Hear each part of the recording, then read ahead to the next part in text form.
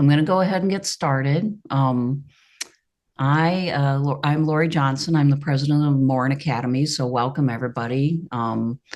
If you're new to us, we are a project whose framework is inspired by the co-founder of the Catholic Worker Movement, Peter Morin. It was a movement that originally sought not only to aid workers in poverty during the Great Depression, but to educate and lead the working class into systems of mutual aid. Our Associated Catholic Worker Farm in Kansas City is our on-the-ground component, and we seek to help people explore the relationship of political, economic, cultural, and environmental and spiritual concerns. We host the speaker series, 2 reading groups, and we teach a variety of courses at very low cost to members of the public who want to learn from thinkers and workers who sought to understand and weather hard times. And we have a few things coming up. Our next speaker in this speaker series will be Eugene McCarraher, the author of The Enchantments of Mammon. That'll be in April. Jacob Honshu, who is on this call, will be leading a reading group on Horkheimer and Adorno's Dialectic of the Enlightenment starting March 19th. I'll be teaching a class on Aristotle's virtue ethics in late May and early June. And Deacon Chris May, one of our almost co-founders, definitely one of our teaching crew, will be teaching a 6-session class this summer on the thought of Ivan Illich. Spencer and I recently interviewed Benjamin Studebaker for our podcast, Decibel Diatribes, and we really enjoyed it. And we're intrigued by his argument of legitimacy in liberal democracies. I felt like it helped explain how we could arrive at a time of such polarization and dysfunction without having any fundamental regime change happen, at least so far. And I expect you'll probably get some questions about that tonight, Benjamin. Benjamin Studebaker is a political theorist with a PhD in politics and international studies from the University of Cambridge. He teaches and publishes in both contemporary political theory and the history of political thought, and is currently working with Theory Underground, a group whose specific aim is to reach the working class with information they can use. Dr. Studebaker's published academic work tends to focus on legitimacy, and his book, published last year, is Legitimacy in Liberal Democracies, published by Edinburgh University Press in 2024, November 2024, so very recently. So we want to welcome you, Benjamin, and I'm looking forward to hearing what you have to say. So I'll go ahead and turn it over to you. Thank you guys so much for coming, and thank you guys for having me. This is a book that I really, really enjoy talking about. Legitimacy, for me, is a concept that is often assumed to be about normativity. It's often assumed to be about, what kind of political system should you endorse, or should you support, or should you consider acceptable? But the trouble with framing legitimacy in that purely normative sense is that these arguments in real life also do have a function, which is that if people agree with these arguments, if they believe them, then they actually do go along with the political system in question. They accept it, they endorse it, maybe they tolerate it with some reluctance, but in some way, shape, or form, they actually do contribute in some way to the maintenance of the political system. And for me, this makes legitimacy not something that can be thought of as a purely normative category. There's also this question of whether a particular narrative works, whether it actually performs this function of convincing the audience, whoever that audience might be, however large or small, inclusive or exclusive it might be, to actually do the things that are necessary to maintain the political system. And so for this reason, it's not enough when we talk about legitimacy to simply ask ourselves if we agree with a particular narrative or account of what makes a political system acceptable or unacceptable, just, unjust, good, bad. We also have to think about, can this, in the particular historical moment we're in the specific situation or context that we're in, can it actually perform the function? Can it actually motivate people to act and behave in such a way that the system is able to sustain itself? And that's very tricky because, of course, their willingness to sustain the system will be motivated in part by whether they do normatively agree with the particular narratives that are thrown out to explain the way the political system works. So legitimacy has both this normative aspect and this descriptive aspect. It has both a normative case that it makes, but also this descriptive function that it performs. And so as a concept, it makes it very difficult to cleanly separate oughts from cans. Indeed, it would be kind of pointless to make an argument, even if you think it's true that people ought to endorse a particular regime, if in the time and place in which you live, that argument can't convince anybody. It would not make very much sense to make the argument because the argument has this descriptive function that it's got to perform. Now, in the 20th century, theorists of legitimacy tended to argue that the way that you got major political change was that you would have a society which had a set of values that it believes in, and a state which has a set of values that it defends, expounds, or disseminates throughout society through its activity. But sometimes a split would open up between society and the state, such that the state would cease to be representative of society. Reinhard Koselleck, a German historian, referred to this as a moral dualism that is created, in which the state and society become opposed to one another. And when this opposition happens, it doesn't immediately produce a change. For a while, there's a latent period in which this division is gradually opening up, and there's an opportunity for people to become conscious of the division and to try to do something to rectify it. Now, that could involve the state making an intervention in society to realign society with it. It could also involve the state making concessions to the newly developing values or ideas that are coming out of society.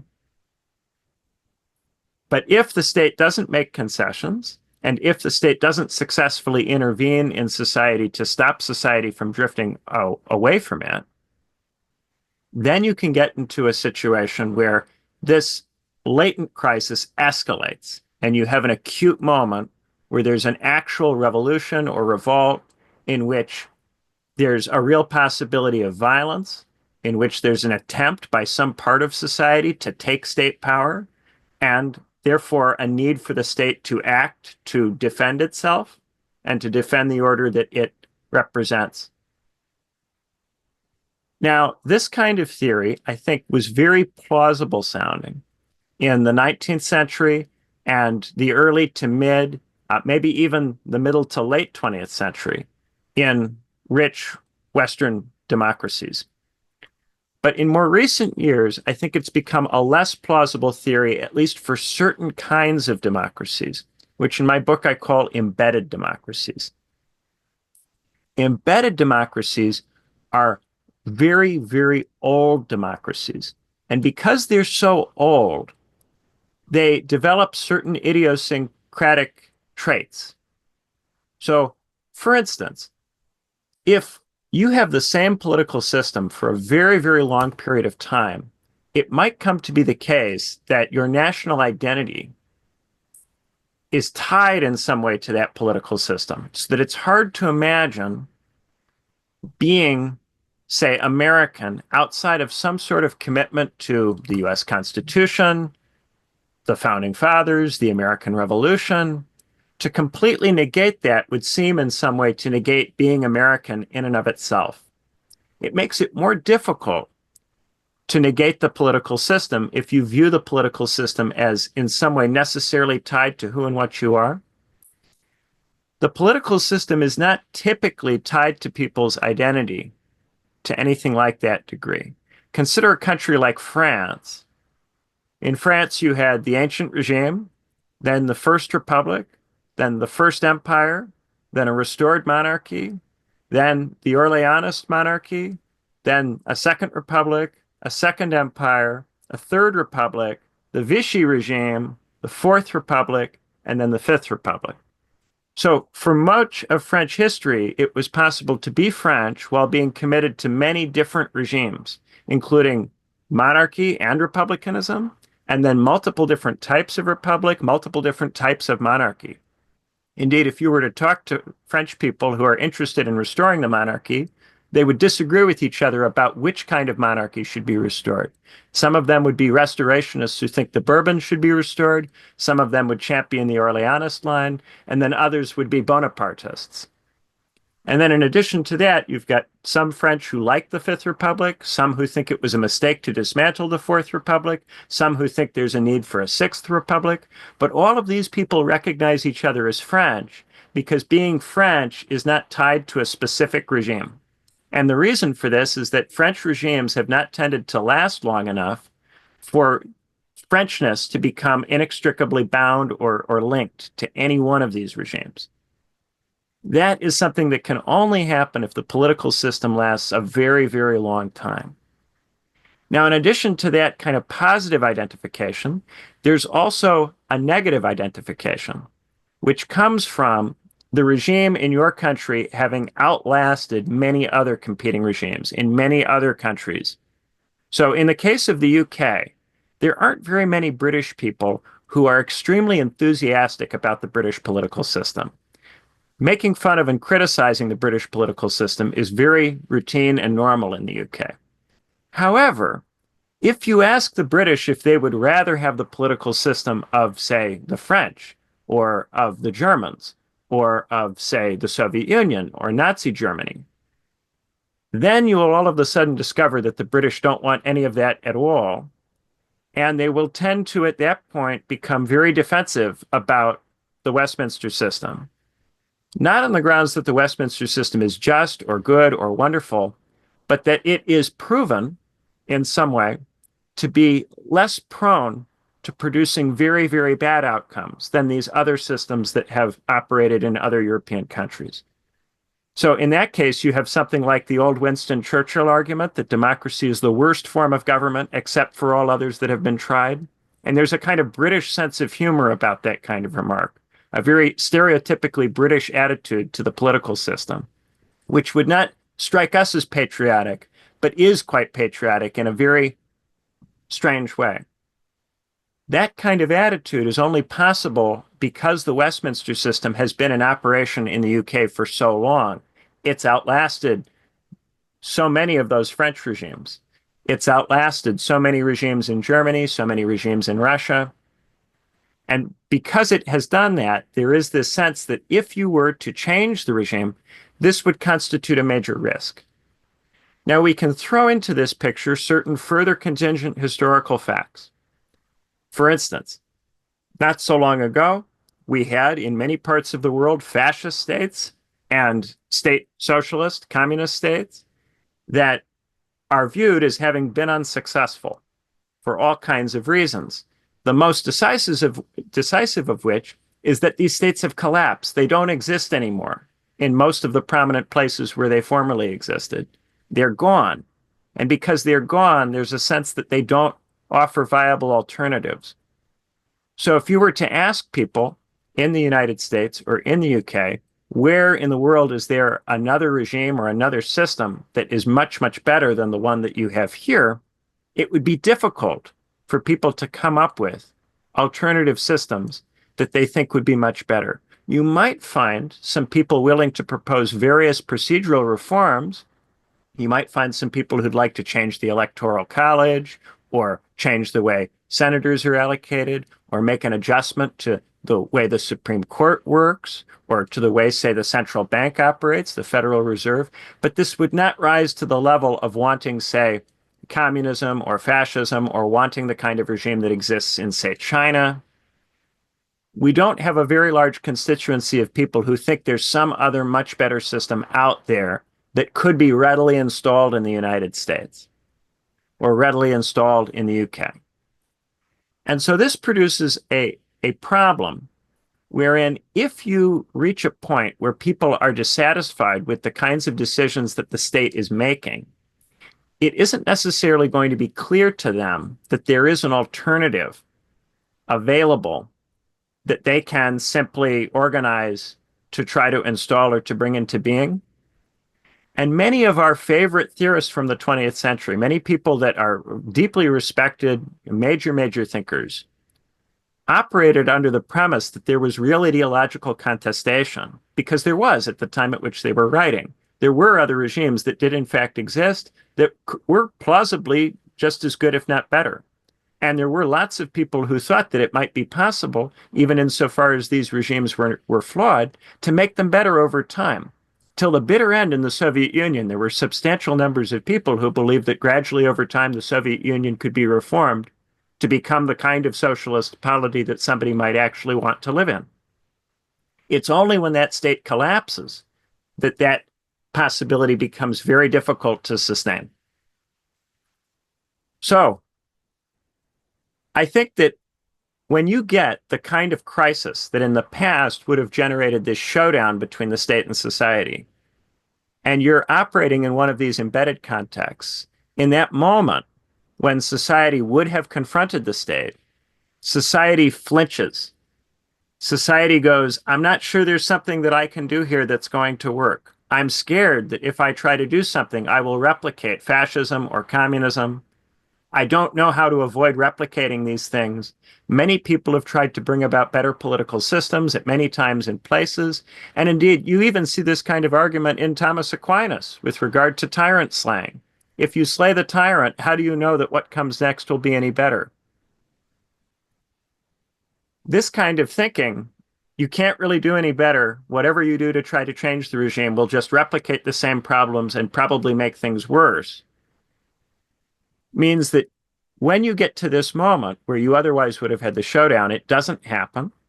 And then if the showdown doesn't happen, that means that the movement of the state and society away from each other can continue.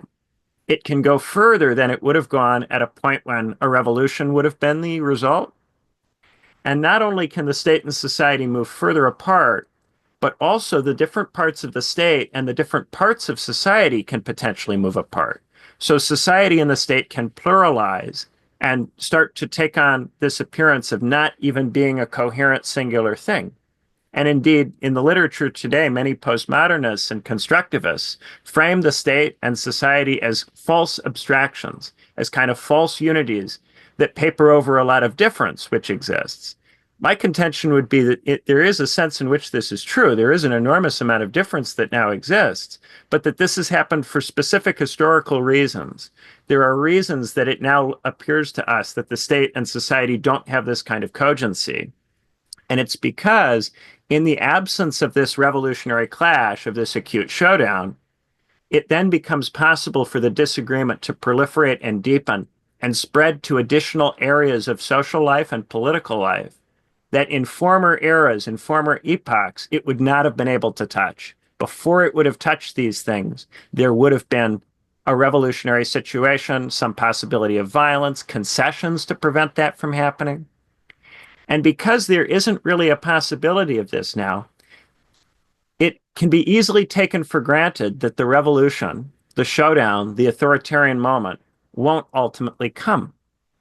And this means that politicians are able to take advantage of disagreement, and they're able to actually create more of it and to try to use disagreement as a political tool instead of looking for ways to quiet it down, soothe it, or resolve it before it escalates into something dangerous.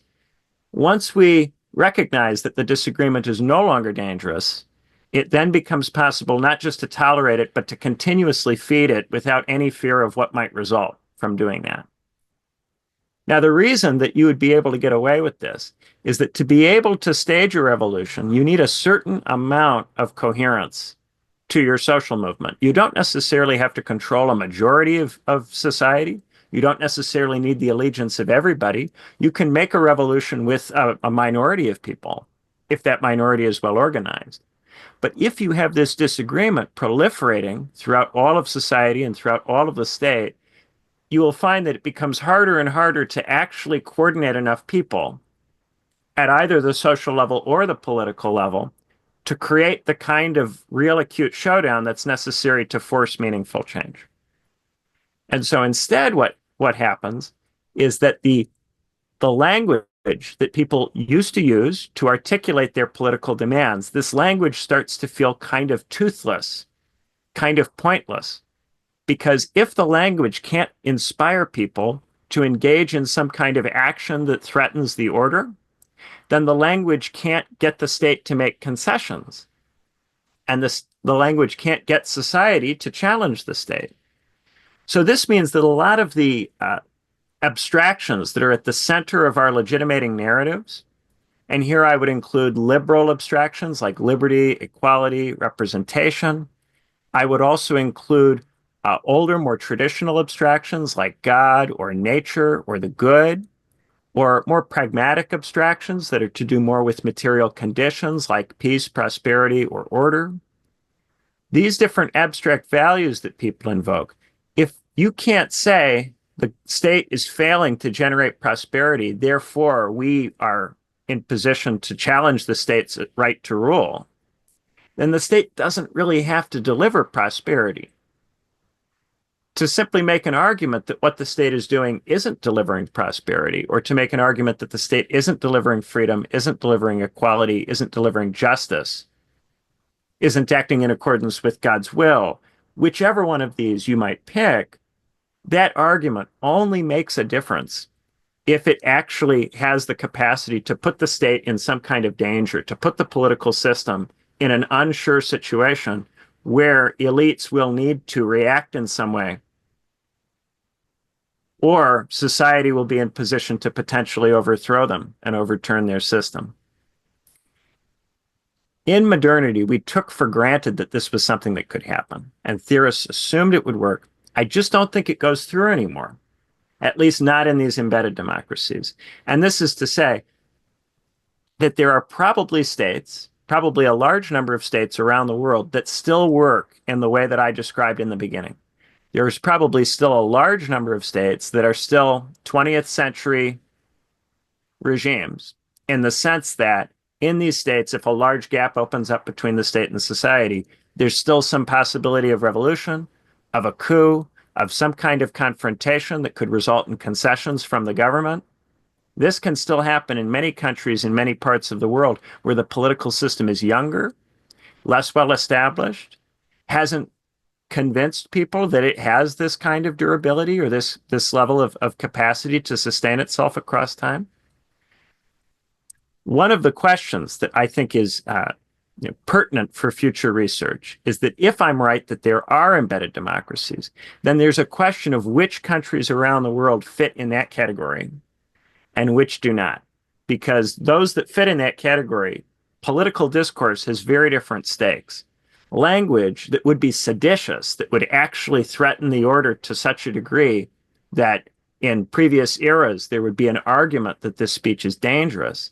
That language, that same language, would not have that character in an embedded democracy because it wouldn't have the motivational power, the motivational capacity that that language would have had, say, in 1960 or in a state in some other part of the world where the regime is more fragile.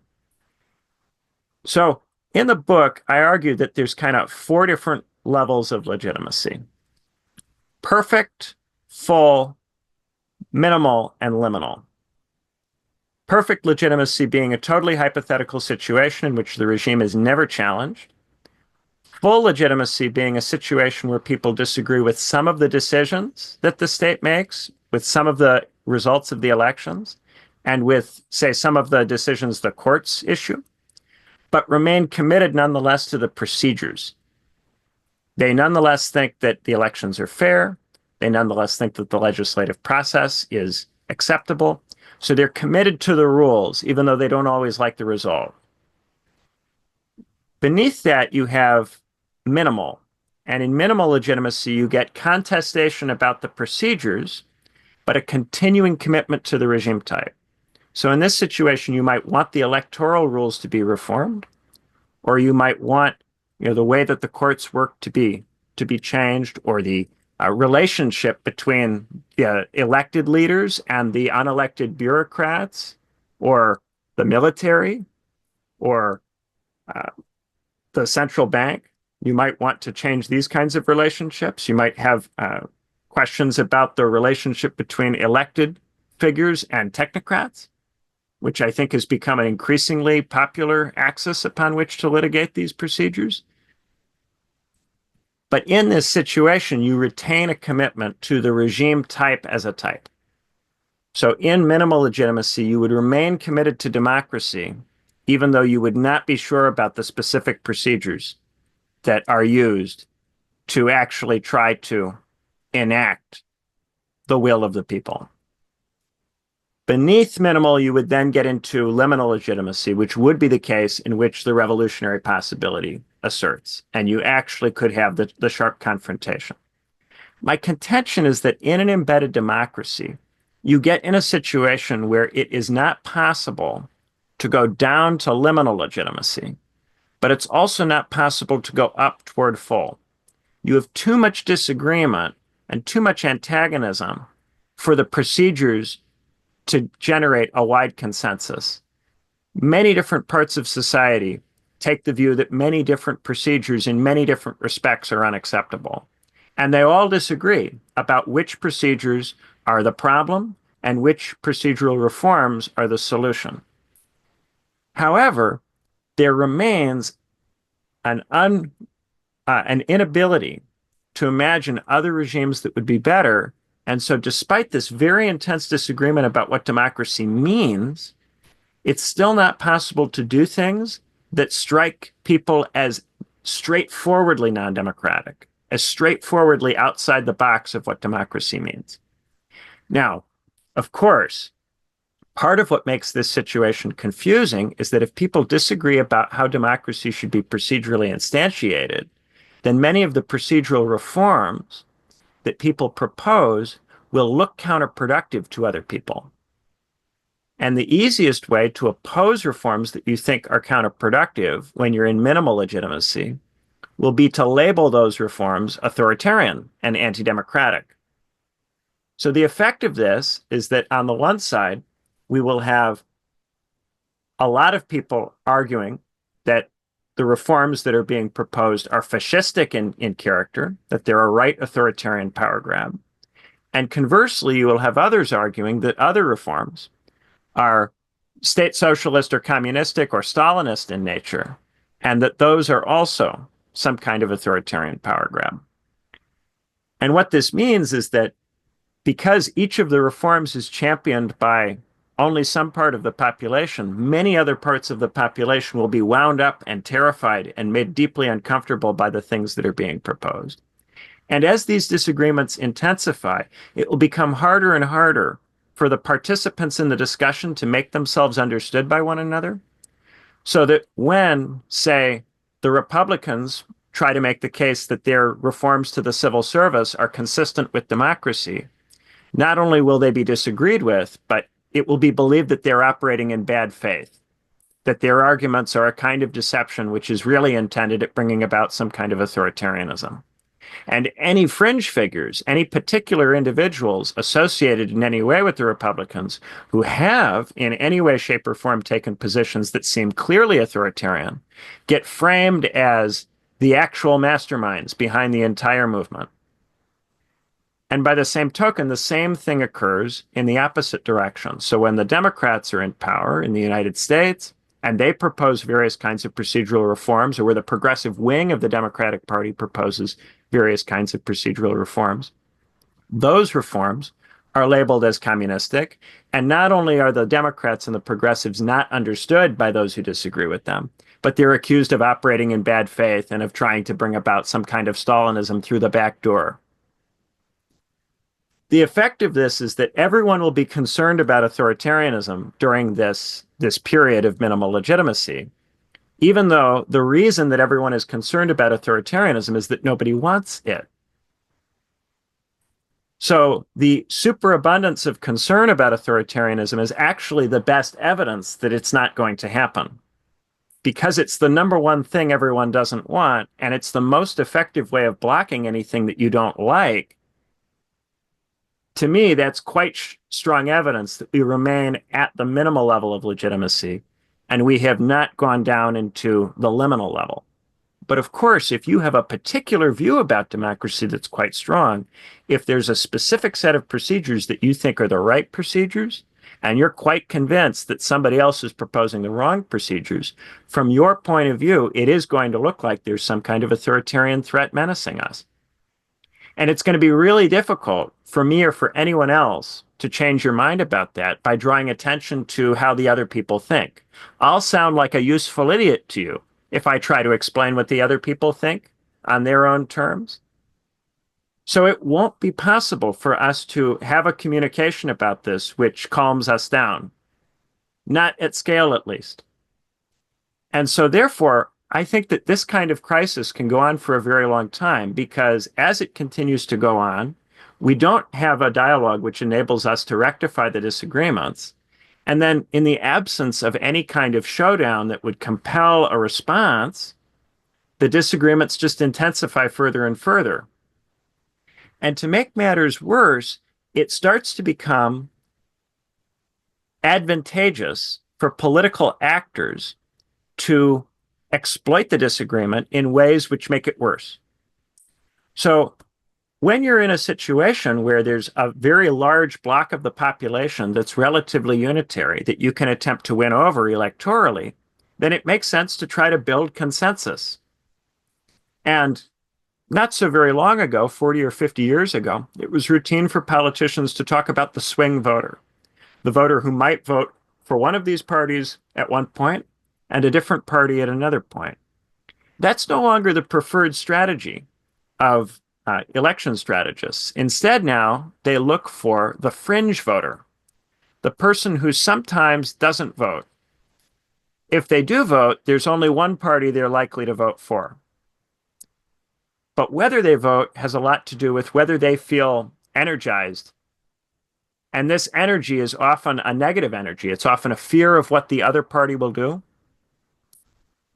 So for this reason, politicians and political strategists are working very hard to persuade the fringe voters that they think they have a chance of winning, that there's an emergency situation that demands that they come out and vote this time. Because if they don't vote, then authoritarianism will take place. And so this has given politicians an incentive to dramatically inflate the scale of whatever it is that they're facing, and to frame any reform proposal that anybody throws out as incredibly insidious and potentially very evil. A straight conversation about what would these procedural reforms actually do, and do we want them to do what they would do, has become really, really difficult to have. And I think this is in part because if we were to try to just have a conversation about what we value or what we would like to see happen, we'd find that the abstractions that tend to be at the center of legitimation stories, that we don't agree about which abstractions are important. And even insofar as we do agree, we don't understand these abstractions in the same way. In the book, I argue that a legitimation story has three parts. There's what the story is meant to explain, so the action or inaction or the particular feature of the order or the system or the way things are that has been challenged, has been called into question. Then the abstraction, the value, understood in a kind of open apophatic sense, that is invoked to explain that situation or that action or decision, right? I call that the legitimating abstraction. And then the conceptualization, the specific application of that abstraction to that situation so that the story or narrative makes sense to the audience. So for instance, if you say that you are negotiating with Russia, and people go, why are you negotiating with Russia? You might say, it's because I care about peace. I'm trying to make peace. Now, peace is a big open abstraction, and there's a question about what should that mean, and whose peace, and what kind of peace is the right kind of peace. And there's all sorts of arguments we could have about what peace should be taken to mean in relation to the situation in Ukraine. To make the story work, this peace will have to be concretized. It will have to be made to mean something in particular in relation to the situation in Ukraine. So the questions that get asked when the president says he wants to do a deal to accomplish peace is, well, what will that peace involve?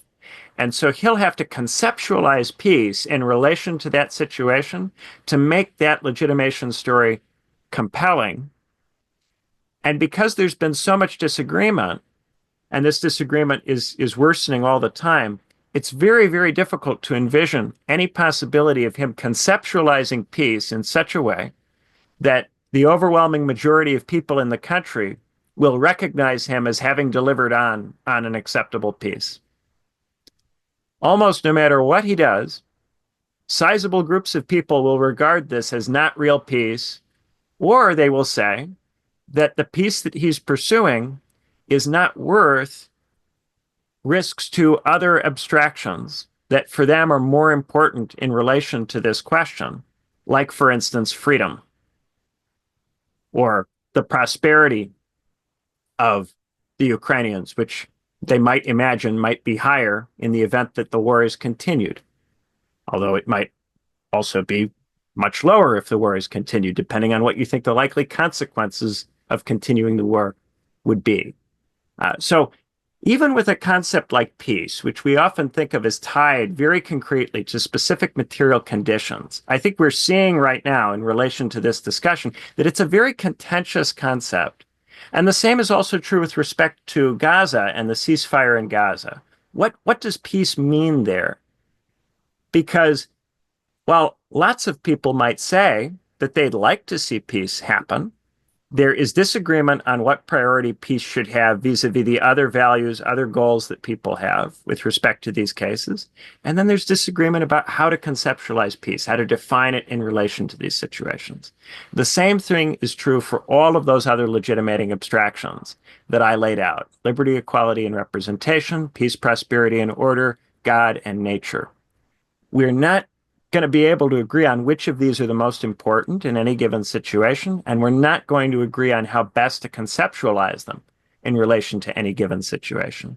And so what this means is that politicians are not going to be able to generate broad and deep consensus by invoking these abstractions. The standard technique of telling a story where you straightforwardly explain what you've done in terms of a value that everyone shares, so that everyone then recognizes, well, of course, that was the thing that needed to be done. We all care about this value. That won't go through. And instead, what will happen is that politicians will have to tell lots of stories to different audiences to try to generate enough support to be able to do the things that they want to do. And these stories will be in tension with each other. They'll tend to conflict with each other in various ways. And if the same politician tells multiple stories at once, it's liable that that politician in the age of mass media will be caught out and labeled a hypocrite. So in practice, it will be more effective for these stories to be told by many different people. And in the book, I call this impersonal hypocrisy. So impersonal hypocrisy is a condition that results from this crisis in which all of the politicians believe themselves to be sincere. They all say, this is what I think should happen. And I think it should happen because I value this abstraction. And this abstraction clearly relates to this situation for these reasons. They're all sincere in what they say. Nevertheless, because there are too many of them with too many different preferred abstractions, which they understand in too many different ways, when they try to get the state to act on the basis of any of their particular narratives, they find that they can't get enough people to act with them.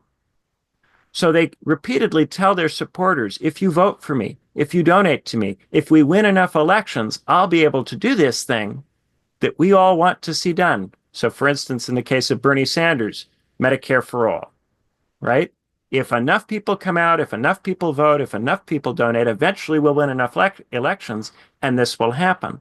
The trouble is that there are just too many different divisions for this to go through. And so even though Bernie Sanders is entirely sincere, I think, in pursuing that strategy, it's nonetheless the case that that can't really be achieved during this kind of crisis, at least not without some major change to the way the entire crisis is operating. And so for that reason, the political system comes to have this feeling of being very deceptive and kind of vampiric. These politicians are constantly trying to get you to do things and participate and struggle together with them, but none of them are actually able to operate the system and make it do the things that they say they would like to see done. So it seems like they're repeatedly conning you in various ways. But they can all be entirely personally sincere. Indeed, in this kind of crisis, you would have to be a little bit credulous to become a politician because you would have to think that you were going to get somewhere by doing that. So the kinds of people who choose to run for office in this kind of crisis tend to be people who don't fully understand the degree to which this system is locked up in this particular moment. So for this reason, I think that people tend to become frustrated with the system and they tend to drop out of it. And they tend to drop out and go through periods of deactivation. And this is the sense in which they're fringe voters. They go through periods where they go, it doesn't matter if I participate because nobody can do anything. Nobody's going to do anything for me. And they decide to become much less involved in politics. And when they're doing this, they go into what I call the enclavist zones, the other zones of life, the other things that you can be involved in or focus on as alternatives to being very much focused on politics.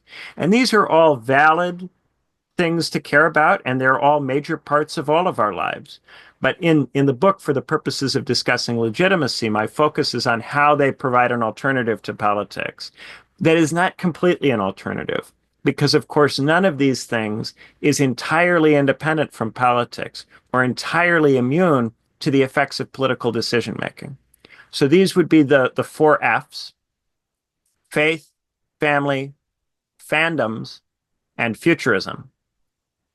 And each of these four things is in various ways penetrated by politics.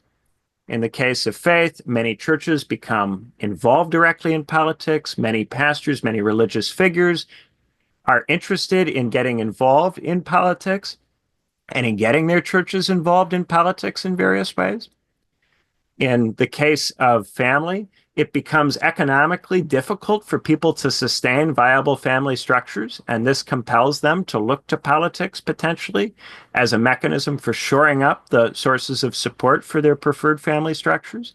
It also becomes an issue in terms of the education of their children, if they have children, to find some kind of affordable mechanism for doing that in a context where the resources from the state to fund education are increasingly stretched thin. In the case of fandoms, there is a tendency for the same kinds of representational debates, cultural disputes that infect political life to also come into the fandoms. So you might think that, say, you're getting into Star Wars so that you don't have to deal with political disputes. But what you'll find is that people begin making demands that the Star Wars franchise become political in various ways, that it take up particular kinds of political positions, or political positions are attributed to it no matter what it does, so that it's impossible to avoid these kinds of debates or to avoid taking positions in them. And then in the case of futurism, these companies that position themselves as offering a kind of private sector path to a better life, a better future, if they, insofar as they are successful, they inevitably become embroiled in regulatory contests. The things that they do inevitably have political stakes. And sooner or later, the people who run these companies end up drawn back into politics. And as they're drawn back into politics, the people who have followed them and become focused on them as an alternative source of belief in a hopeful future, those people too are drawn back into politics along with them.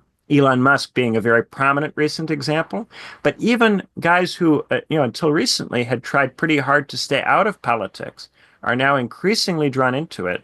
Jeff Bezos with the Washington Post recently, and then also Mark Zuckerberg, who has been much more avowedly interested in trying to take out a particular position with regard to speech on Facebook. So even though people go to these places to have an area of social life that is not affected by the spiraling disagreements that are shot through the political, they're liable to find that these zones of life also in various ways become more fragile, more precarious, and more difficult to manage as the political situation deteriorates. And so for this reason, I think that in this kind of crisis, we go through kind of four different moods, and we don't necessarily go through them in a particular order, and we can potentially, move back and forth quite a bit.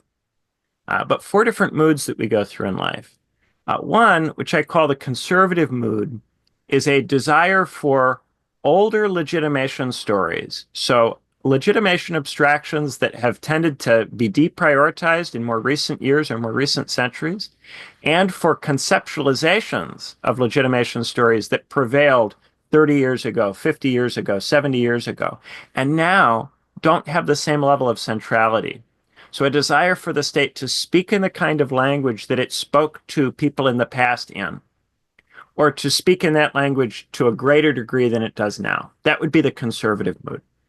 The liberal mood would be the mood of wanting the state to update some of its legitimating abstractions, to move newer abstractions more to the center of the discussion, or to conceptualize legitimation abstractions in new ways. So to understand freedom or to understand equality in a new way, maybe to understand equality as equity instead of as equality was traditionally understood in the last, say, 200, 250 years. This is a desire for an update in the narratives, for an update in the stories, rather than going back to a set of stories that were previously prevailing. But sometimes we get to a point where we are frustrated, not just with the stories the state used to tell or with the stories the state is starting to tell, but with all of this storytelling, which seems not to actually improve our lives ultimately. And when we feel this way, we get into the negative mood. And the negative mood is the mood in which we become deeply estranged from and alienated from the political system. And insofar as we stay in the negative mood, it could potentially compel us to do some kind of organizing, I think, for some other kind of way of living. It could compel us to develop other kinds of visions for what politics or social life could mean. The thing is, there's so much disagreement and so much splintering now that it's very difficult to organize with people on either a social or a political level. So this means that being in a negative mood tends to be very psychologically difficult. We tend to really struggle to get very far while we're in the negative mood. And so being in the negative mood for a long time can be dangerous. It can be harmful to your health.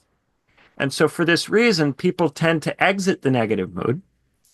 And then the enclavist mood, the mood where we really put at the center of our lives faith, family, fandoms, and futurism, and we try to exclude the political and forget about it, that becomes, I think, a very prominent mood that many of us spend a significant part of our lives in.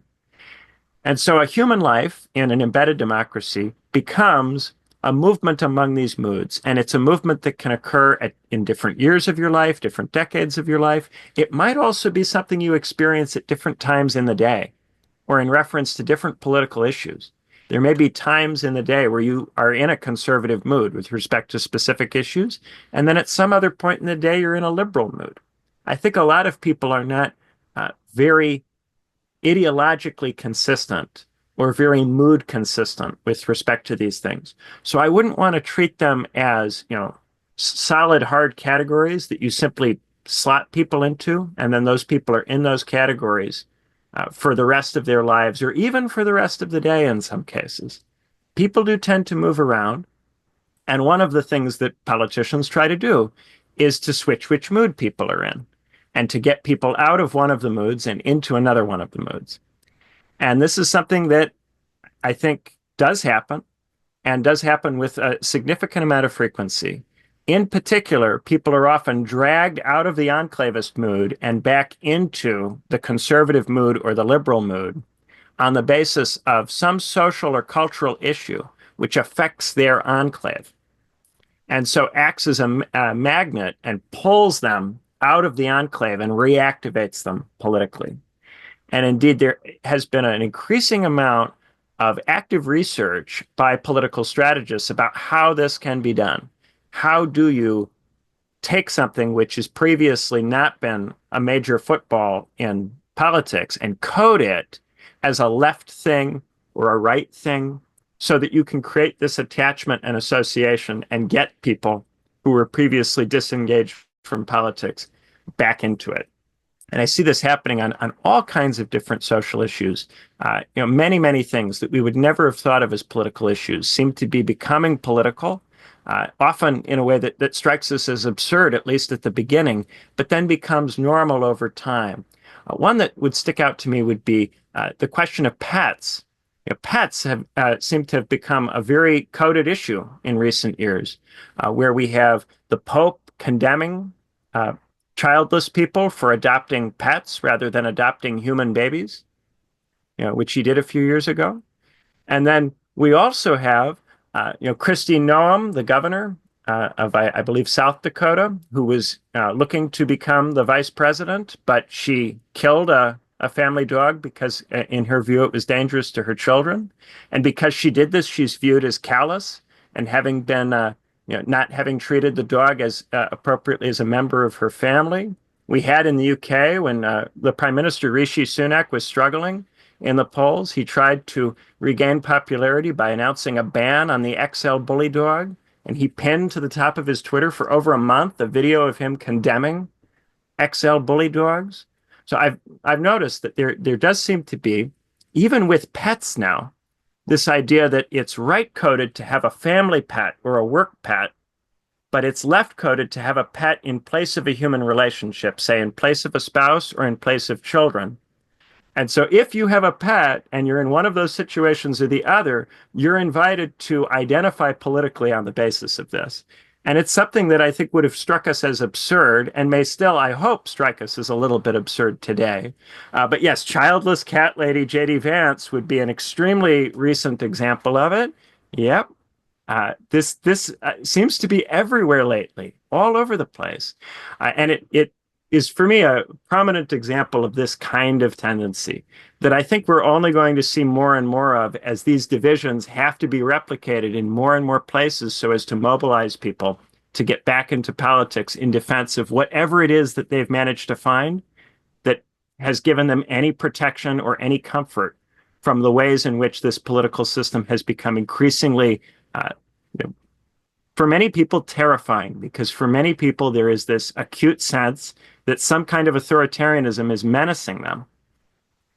And I suppose, what I can offer is this much of a reassurance that I do not think we're going to see any kind of authoritarianism that would unambiguously strike the vast bulk of people in our society as authoritarianism. So this would mean that the things that almost everyone's conception of democracy excludes will remain excluded. Things like, for instance, getting rid of competitive multi-party elections. I would say that there's going to be midterm elections and that Democrats and Republicans will both have real chances of winning those elections. And that has to happen because if that didn't happen, that would be too much outside the democracy box. It would strike too many people as not at all compatible with democracy. Even procedural reforms that many of us would say, well, whether I agree with that or don't agree with it, there are certainly some democracies around the world that have that procedural structure. Many of those reforms strike many, many, many people in our country as potentially authoritarian reforms. And for that reason, it's really difficult, even for relatively mild or moderate reforms, to be enacted, much less something straightforwardly authoritarian. So I think with that, I think it's a good opportunity to go to questions. In particular, if people have certain concerns about certain types of reforms that maybe have been in the news lately, I'm happy to offer my take with the caveat that on my own theory, it will be difficult for me to explain the reforms that other people want in such a way that I don't just seem credulous to you if they're reforms that you very, very sharply oppose. And this would be the case regardless of, a few years ago during the Biden administration, it would go the opposite direction to every bit the same degree. I am just as happy to talk about reforms preferred by the left as preferred by the right. I'm not trying to defend any particular faction's procedural reforms. One of the things I say in the book, kind of from the outset, is that for the purposes of this book, I myself am trying very much to put to one side what it is that I actually feel about all of this. Because I think if I bring too much into this theory, my own specific values, my own preferred abstractions and preferred conceptualizations of those abstractions, it will cause me to view all of this in a way that would make it harder for me to get at what I'm trying to get at, to describe what I'm trying to describe. So in the same spirit, for the purposes of this, I will to a large degree bracket my own preferred abstractions and preferred conceptualizations thereof. Okay, thank you so much, Benjamin. And let's just go ahead and open it up for questions. So folks, like, either raise your hand, virtual or real, or just, unmute.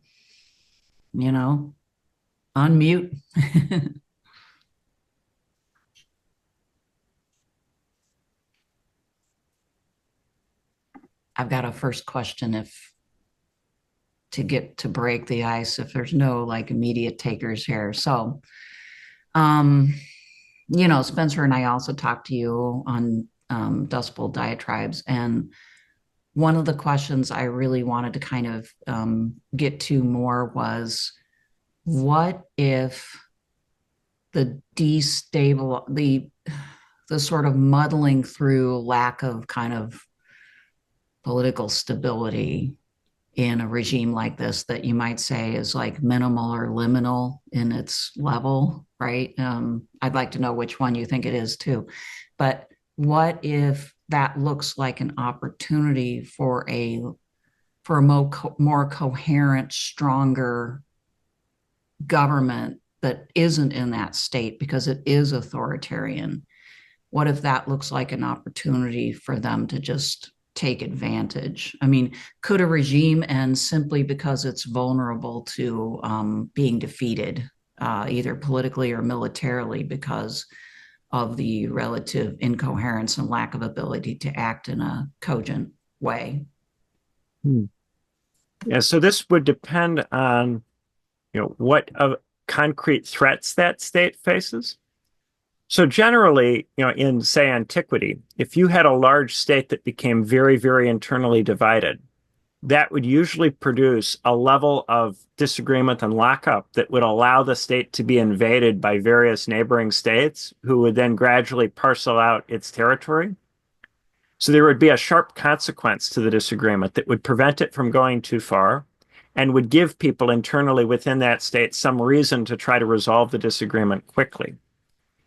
I think one of the strange things about the situation we're now in is that disagreement is extremely sustainable.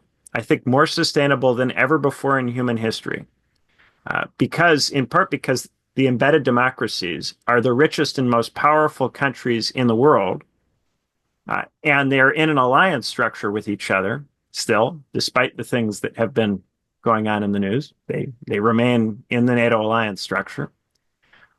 Because of this, it's difficult for there to be an immediate foreign policy consequence to the internal weakness of cohesion. And indeed, because of that, in some ways, it's very bizarre how dysfunctional things can be without there being some kind of authoritarian outcome. And I think that's what strikes so many of us as perplexing about this. It seems that how can it possibly go on any longer than this in this state? The trouble is that, for instance, right now, if you were to poll the officer corps in the Army, or if you were to poll the Joint Chiefs of Staff, you would not find that they would be prepared to depose the administration or to do a coup on behalf of the administration against the administration's enemies. They wouldn't be willing to do that. They would not think that they would be able to be successful if they did that. And they wouldn't be confident that that would ultimately work out. And this is something that I think separates very sharply embedded democracies from non-embedded democracies. In a non-embedded democracy, it's plausible that the military can make a claim to know what kind of regime is needed and to straightforwardly try to install or move toward that regime. The military can say in a disembedded democracy that's in crisis that this government has failed to do what the people demand of it, and therefore it's got to go. And when that happens, society might take the military to be actually acting on its behalf. When you get this very, very high level of disagreement, it becomes much harder to imagine that if the military were to make that kind of claim, that the disparate factions in society would buy that claim. And it's also less clear to the people in the military that there is a coherency to opinion within the military such that the military could itself act in a coordinated way. And this means that this kind of action is much more likely, if it were tried, to produce a civil war than would be the case in a state with a lower degree of disagreement, where the crisis can just straightforwardly produce a revolution or a regime change. Even in those countries, these crises do sometimes spiral into civil war. But in a case like ours, if it were pushed to that level, it would be much more likely to be combustible because the level of coordination would not be there to prevent that combustibility. So for that reason, in part because the level of disagreement makes it so dangerous to try anything, this produces stability, even amidst all of the horrific things that seem to be going on. It's very paradoxical. It is. Thank you. And I'll just ask one more and then, I'll like cede my ground here. But, in my book and your book came out about the same time. I spend time on political psychology, which I think it seems like where you're mainly coming from. But I also spend time on economic causation as far as like why not only us, but a lot of the liberal democracies around the world seem to be pretty deeply divided, and populism and all that is on the rise. Where does economics fall in your theorizing, if at all? Like, do you have any any sort of entertainment of economic causation?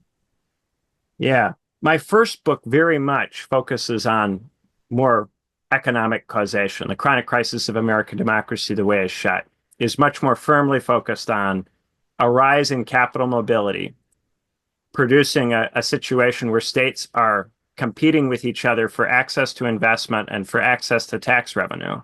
That competition making them unable ultimately to support a large number of high quality jobs, and that driving the various parts of the population into resentful positions where they're not able to get the things that they expect to be able to get and are turned in various ways against each other as they try to figure out why it is that they can't get the things that they're looking for.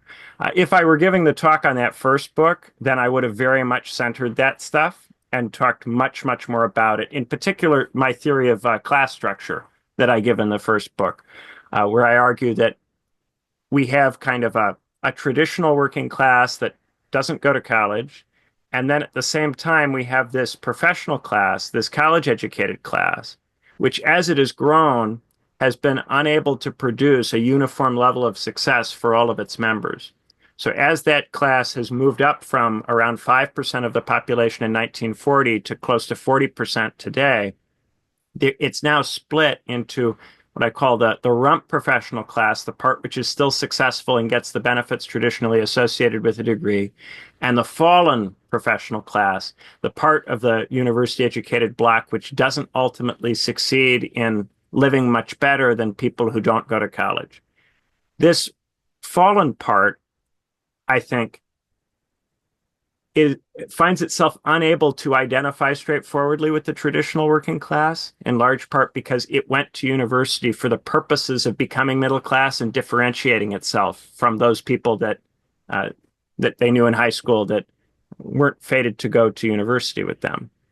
And this is reflected in a quite sharp cultural antagonism in which the fallen professionals devise a kind of language for themselves that separates them from traditional workers.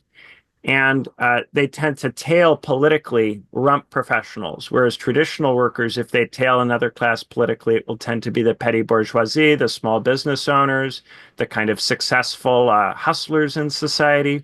And so this produces a value difference, a value clash, even though in terms of economic interests, the fallen professionals and the traditional workers would uh, find much in common. Uh, this, I think, is one of the major ways in which the fracturing has concretely occurred in terms of, what it actually looks like in the United States. Why it is that we have these quite sharp divisions on so many different cultural topics. I think this has a lot to do with it. Uh, but I don't center it as much in this book, in part because I try in this book to give a broader kind of theory that can be applied to a lot more cases, whereas the first book is focused very narrowly on the United States. Oh, hi. Yeah, I guess I did want to, I, I'm curious about like what worries you the most about what the Trump administration is doing that could be, that would make it authoritarianism? Because, yeah, I guess I want to understand the more fully how the combination of, I don't know, firing the IGs and unilaterally gutting USAID and doing, I mean, the list goes on of kind of trying to keep Eric Adams in his pocket, with like saying, oh well, maybe we'll drop the case, but we may undrop it, so you better behave. I'm curious, yeah, of all of those actions, like what, yeah, could worry you the most to actually make the U.S. like authoritarian, and exactly how you would define those, all the actions by the Trump administration, if it's not moving towards authoritarianism.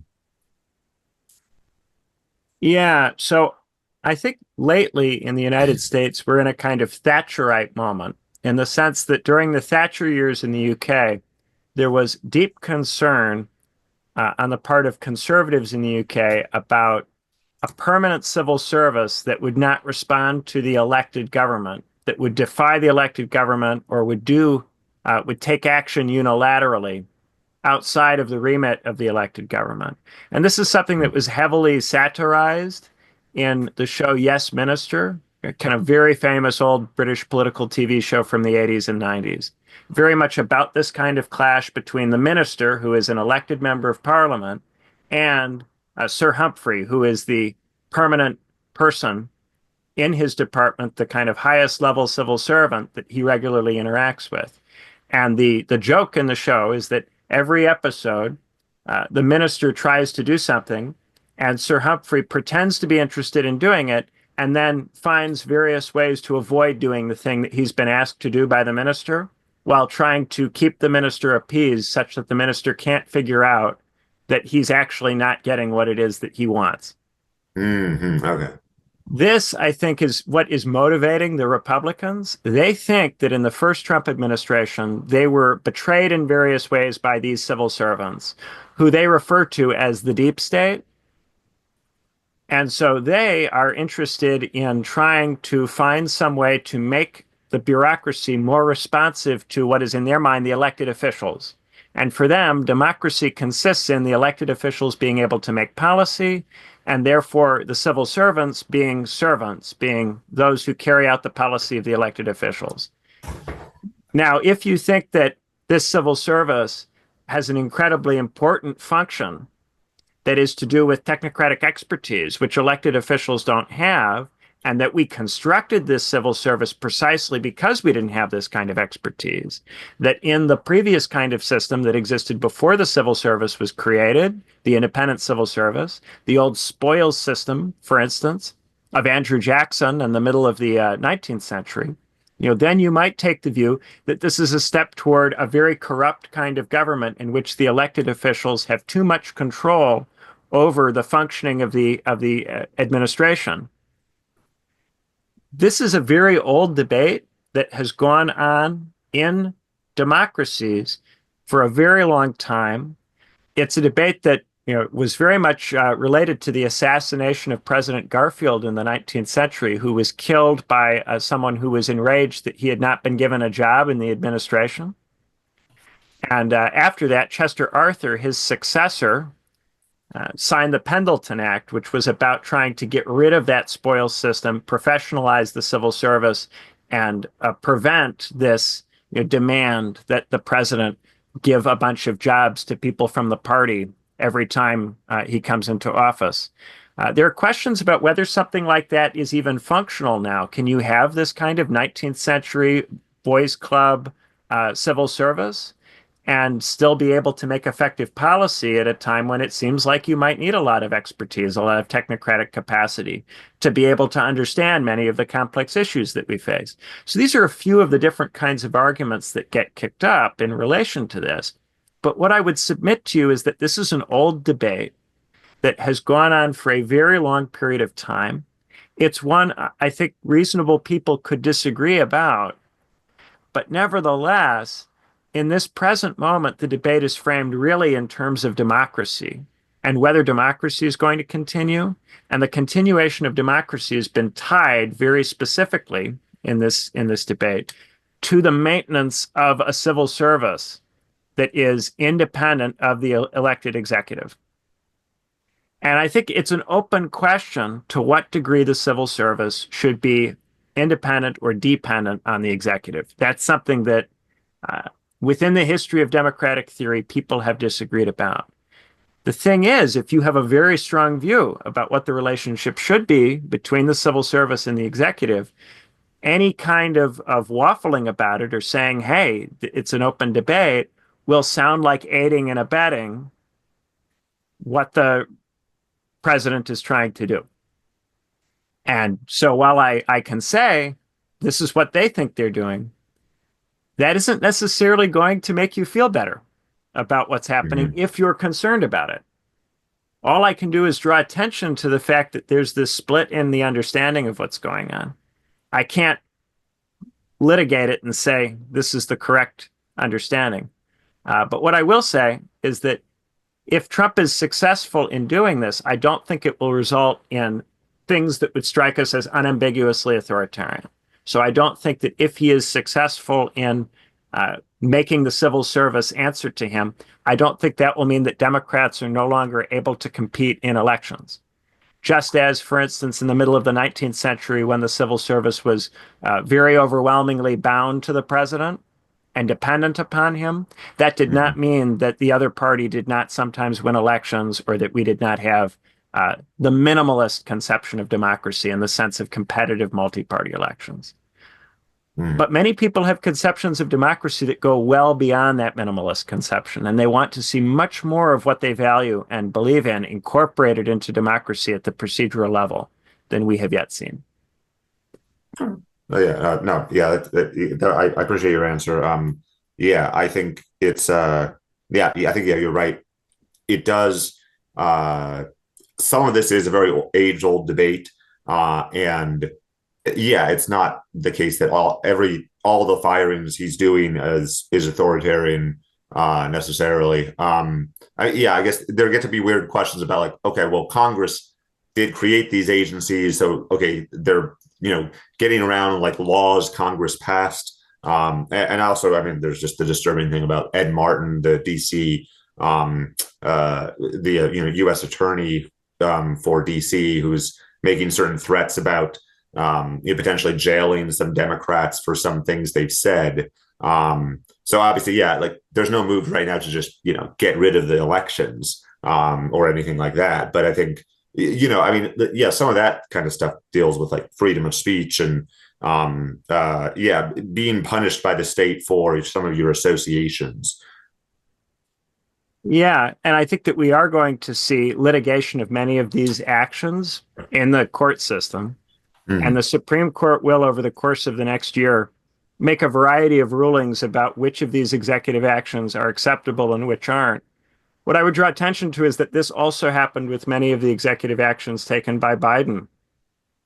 For instance, the student debt relief, which got tied up in the courts and then ultimately blocked. That would be a similar case of the president trying something that might not be, strictly speaking, legal, at least not in the eyes of the court, and not ultimately succeeding. Now, where you might see something that would be authoritarian would be the court ruling against the president ignoring the court, and then there would be a question about whether Congress would tolerate this or whether it would impeach the president for having ignored the rulings of the court. The way that the American system works, you really need two of the three branches at least to cooperate for something to go through. So, the president will only be able to get away with this executive action if the courts tolerate it. If the courts don't tolerate it, then Congress has an opportunity to potentially impeach on the basis of that. And if Congress impeaches and convicts, and the president tries to stay on in defiance of Congress, then there's the question of the military response to that situation. We've never seen it really pushed all the way through. Sometimes the president ignores some of the rulings that the court makes. But typically when this happens, he's doing it with the tacit support of Congress, which doesn't then impeach him on the basis of his having done this. And in that case, it's two branches against one. It's the legislative and the executive disagreeing with the courts and therefore ignoring one of the court's rulings. That does sometimes happen. Other times you'll have cases where the president will defy the court and there will be some kind of congressional response. And if there's a congressional response, this is usually quite intimidating for presidents who do not want to push it to the point at which the military has to decide whether to enforce a convict order. We've never gotten to the stage of the military having to decide whether to enforce a convict order. Now, some people operate under the premise that if the court rules against the president and Congress doesn't do anything in response to the president defying the court's orders, that this would prove that the Congress was a stooge of the president and had no independence from him. I think if that were the case, if people became genuinely concerned about that, there would then be an opportunity to elect different members of Congress at the midterm in 2026, and for those members of Congress to potentially then take some other kind of action that would be different in the following congressional term. But you see how to really get to a point where we have unambiguous authoritarianism, to the point where large parts of our society would all agree this is authoritarian behavior. It isn't enough for the president simply to do something that we think is unconstitutional or we think is otherwise unethical or unlawful. It would have to be the case that more than one branch of government would in some way, shape, or form indicate displeasure with what the president is doing. At minimum, the court, and then in all likelihood, both the court and the Congress.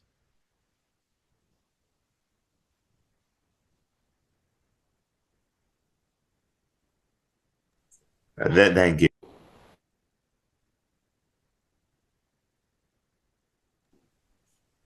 Yeah, Jacob, your hand is up. I say go for it. Well, the last time I failed to figure out how to do that, so I'm glad I at least accomplished one thing here. I had two questions. So the first is, given that you're dealing with legitimacy in the book or in your studies that this is based on, what methods did you employ? Any methods? It strikes me as something like critical discourse analysis, right? Of political figures would be something, or is it more of a theoretical and historical study? Or if you don't have methods, I guess, do you see that it could very readily become a more methodological, empirical type this is the type of legitimacy espoused by, figure X, Y, or Z, and then compare, contrast, so on and so forth. So that's the first question, is kind of the methodological side. Yeah, so this is a work of political theory. So I did my PhD in politics at Cambridge, and my subfield is political theory. So the way that I start the book off is by running through a set of existing theories of legitimacy and ideology that come out of the 20th century from figures like Habermas, Jürgen Habermas, Reinhard Koselleck, Bernard Williams, John Rawls, Theodore Adorno, Louis Althusser, Raymond Geuss. And I make a case that these theories, while they're different from each other in various ways, nonetheless have certain common features. And then I make an argument that these features don't fit very well the kinds of democracies that we perhaps seem to have, specifically in the US and UK, which are the kind of case studies, the kind of examples that run through the text repeatedly, in which I come back to over and over. It's a kind of diagnostic political theory. So it's a theory that's developed in a continuous back and forth with the cases that it's used to describe. Of course, I very much think that it's something that could be taken up and used by more empirical political scientists who are interested in studying, for instance, which particular legitimating abstractions are most prevalent or most important in the specific context in which they're operating, or which states plausibly fit this category of embedded democracy. I think there could be lively debates about many states that are not obvious cases either way, states that have had a democracy for perhaps 60 years, but not 100 years. Right. Yeah, I'm thinking, like some sort of fuzzy set methodology for that, and then with corpus linguistics, the way folks can analyze. I think like all of the political speeches for the Irish Parliament are digital now. Just think of ways where, because it's compelling as a theoretical argument, and I think it would be especially compelling also, like, to add the empirical with the huge, be like, look, people, you know what I mean? So the second question, I appreciate that response. That makes total sense. The kind of the theoretical case. The second one I had is your kind of, your theory strikes me as like quasi cybernetic, which is not a technical term, but like cybernetic in a twofold sense. One is you're dealing with almost like an ecology of legitimating narratives, and then the second in the sense that there's some amount of feedback, right? Like when you mentioned the functionalist element to these narratives, right? You might also term that like more like a pragmatic or practical. So I mean, is like, would you go that far as saying that you're proposing almost a more cybernetic theory of legitimacy? Is that where any of your influence comes from like, Nicholas Luhmann or, classic thinkers like that? Or is that kind of just, you could argue that we are in like almost a cybernetic age or something, right? Like, is it more, what I'm picking up from you is more of just a sign of you diagnosing existing trends in an era when things have become increasingly cybernetic? I occasionally use ecological metaphors in the book. I talk sometimes about a forest of legitimation, a kind of ecosystem of legitimation that has a kind of impersonal quality to it. And certainly the kind of principal image of the book is the legitimation hydra. So the kind of great beast that has lumbered into a trap and is then weighed down by the various narratives it proliferates as it tries to stay alive, the various heads it grows to try to eat and consume from various directions to keep itself alive, since it's no longer able to walk around or move as it previously would have done. But not anything explicitly cybernetic, although I suppose because we are trying to describe a similar kind of context in a similar kind of moment, there may be some resemblances there. No, I appreciate that. Or systems theory, I guess, is more of a term I'd be after. Yeah. So thanks.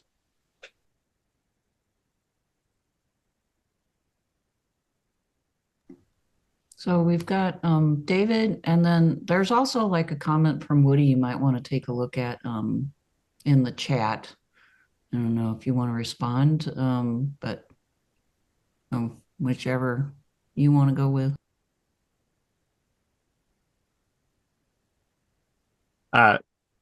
Yeah, I'll do the one in the chat and then David right after that. So Woody asks, the Trump administration hasn't necessarily explicitly defied court orders, but is finding new arguments to skirt them. Can block so many programs and do so much long-term damage until the courts really clamp down on them. Not necessarily authoritarian, but it really seems to infringe on Congress's power of the purse. So one of the things that we're going to see is a budget that will get passed, maybe at the end of the year or maybe in a couple of different parts over the course of the year. And in that budget, Congress will either command the president to continue to fund these departments, or Congress will give approval to the cuts by reducing the budgets for these various programs in the budget. So there will be an opportunity for Congress to make an intervention with regards to the budget. Part of what's going on is that there's an intention to do a tax cut, to extend the Trump tax cuts. The Republicans are interested in doing that. And because they're interested in doing that, they're looking for ways to make those tax cuts look less onerous from the point of view of the budget. And so they're looking for things they can potentially cut. One way of thinking about this is that it's a kind of a series of experimental cuts to see what's popular or what they can get away with, for the purposes then of designing a budget which would incorporate those cuts that proved popular or those cuts that they think were the right cuts to have made. But conversely, if they think that the cuts that are being made are not wise, or if there's public outcry about these cuts, they can, in the budget, mandate that these departments continue to be funded. And I think at that point, if Congress made it clear that it really did want these departments to be funded in the forthcoming budget, that would put added pressure on the president to do this funding, or else risk being viewed as having committed high crimes, in which case you would then get some kind of impeachment proceeding. But it's too early now for an impeachment proceeding because these questions haven't been litigated yet by the courts or in the federal budget. Now, in terms of damage, certainly in terms of the specific values that many people have, what the Trump administration is doing can certainly be framed as damaging or bad or harmful on many different value metrics, many different people's abstract values. But this, yes, as the questioner points out, this would be somewhat different from being straightforwardly outside the box of what we would regard as democracy. Democracies can make decisions that we disagree with or regard as very bad or very harmful without ceasing to be democracies, at least in some sense of that term. Go ahead, David. All right, sweet. I have two things. The first thing is pretty quick. It was just you mentioned that Adorno was one of the philosophers that you had written about his existing theories on legitimacy. So we'll be reading the Dialectic of Enlightenment later this month. So if you could just kind of riff a little bit on what you say about Adorno, and then also if maybe you can go into, I feel like the legitimation stories where maybe it would take a little longer, I guess, to like accumulate. I'm not sure how I would say that. You got them maybe from like a lifelong religion or from, you know, specific studies, or it just seems like now it's more like legitimation stories are just kind of handed out kind of ad hoc, like from situation to situation. Like they're more, instead of like peace, it sounds to me like a philosophy of surrounding peace would kind of be put together like differently than one would be about like an opinion that's thrown around about like Caitlin Clark or something like that just gets kind of thrown around as like an issue that all of a sudden becomes like a justification for how people feel just because of how Caitlin Clark is being treated. I'm not sure if I'm being too clear, but yeah, that's kind of what I have. Yeah, that's interesting. So on the later part first, I think that it's become really difficult to persuade people of what, say, Rawls would call a comprehensive doctrine. So an internally consistent, worked out worldview it's just not going to persuade very large numbers of people. So to use legitimation stories in, as you say, a more ad hoc way, cobbling them together, altering them very frequently, tossing out different ones here or there, will tend to be more effective for politicians that view themselves increasingly as cobbling together coalitions that are impermanent and ever changing, as opposed to working with very fixed, very large constituencies that are united around a particular comprehensive doctrine or worldview. So I think that's definitely something that has changed. Even to the point where the notion of peace that we are seeing invoked with regard to Ukraine is not being conceptualized in a very precise way. It just kind of gets tossed out there and then left kind of open. So if you're able to find meaning in that term when it's used, you're invited to do that, but the term is not being defined very rigorously. And oftentimes these terms are being, almost seemingly purposefully not defined rigorously or not well defined.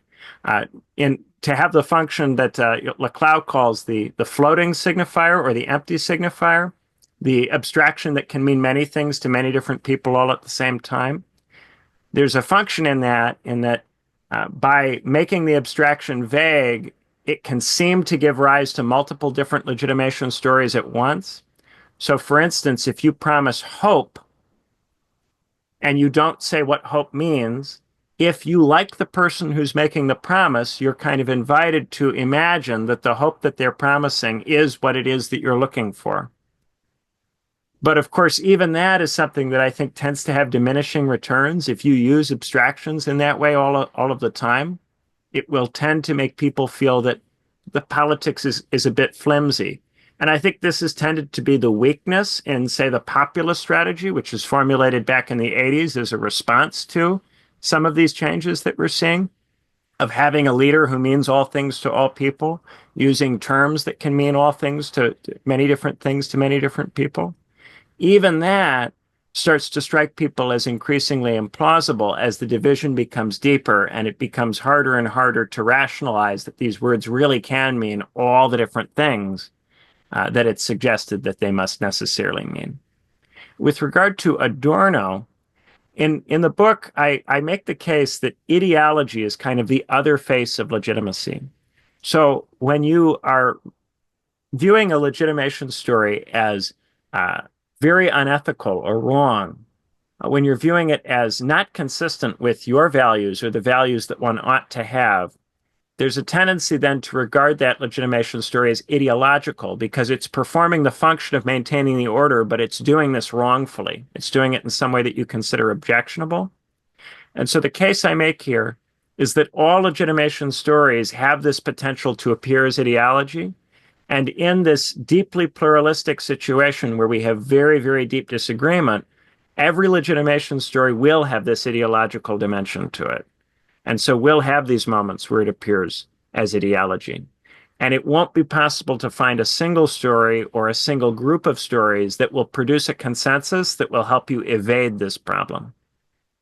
Now, Adorno, particularly in negative dialectics, which is the work that I cite the most in this book, Adorno uses ideology in this very, very multifaceted way.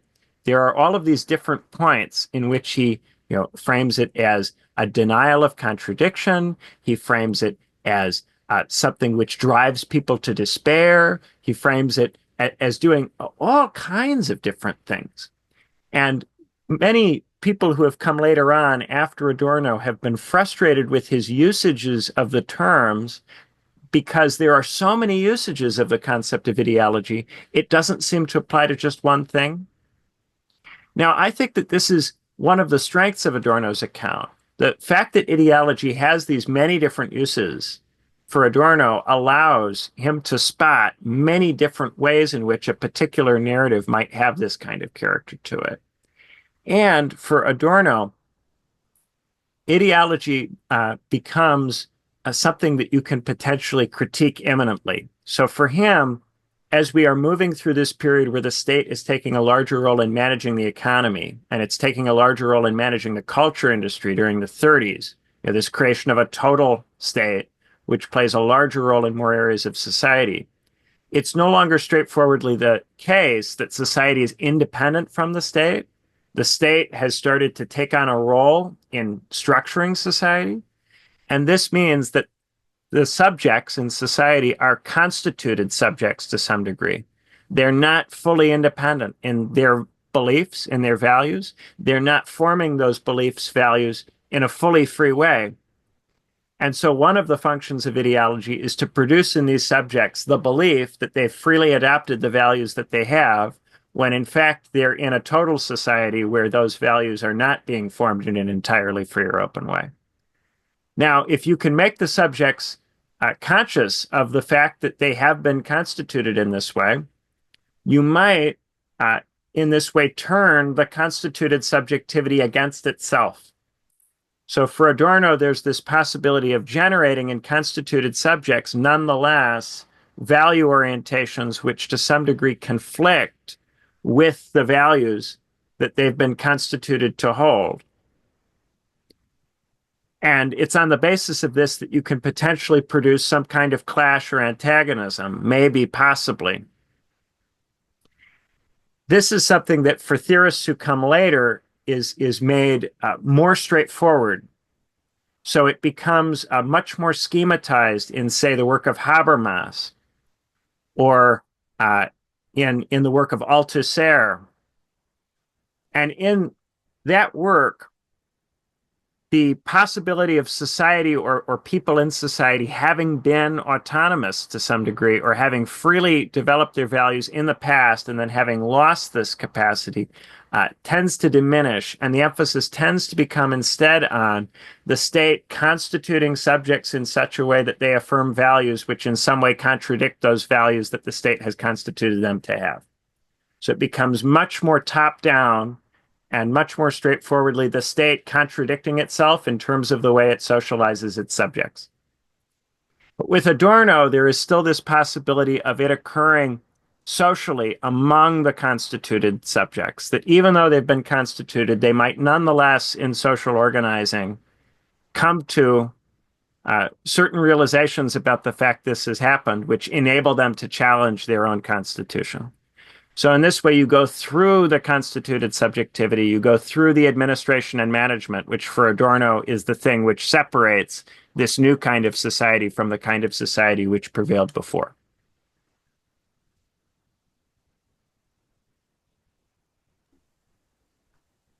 All right. Well, we are over time, so we probably ought to wrap it up unless there's if there's anything more that you want to say, Ben, or one last burning question that's fairly small. How do people feel? All right. Well, it's really been great. Thank you so much for coming and giving this talk and giving us your time. And I'm sure we'll continue to be in touch. So really appreciate it. So interesting, and looking forward to getting a large part of this out to the public as well. So, all right, you guys, I will see you around. Thank you so much. You guys take care. Thanks so much. Bye. Thank you, guys. Bye-bye. Bye.